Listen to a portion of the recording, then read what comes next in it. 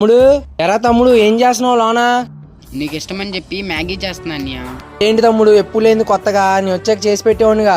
పర్లేదన్నయ్య, పొద్దున్న నుంచి పొలం పని అంటే కష్టపడి వస్తాక అందుకే ఈరోజు వండా. ఇంక రేపు నుంచి నేనే వండి పెడతా.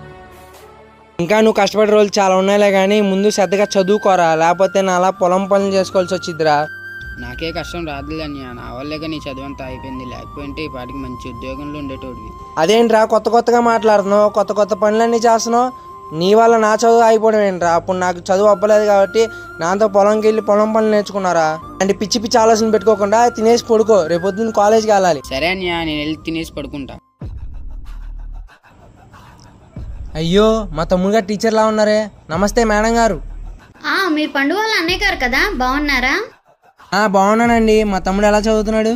వాడికే బాగానే చదువుతున్నాడు. ప్రైవేట్ క్లాసులు పెట్టారంటండి, పొద్దుండి సాయంత్రం దాకా చదువుతూనే ఉంటున్నాడండి. ప్రైవేట్ క్లాస్లా?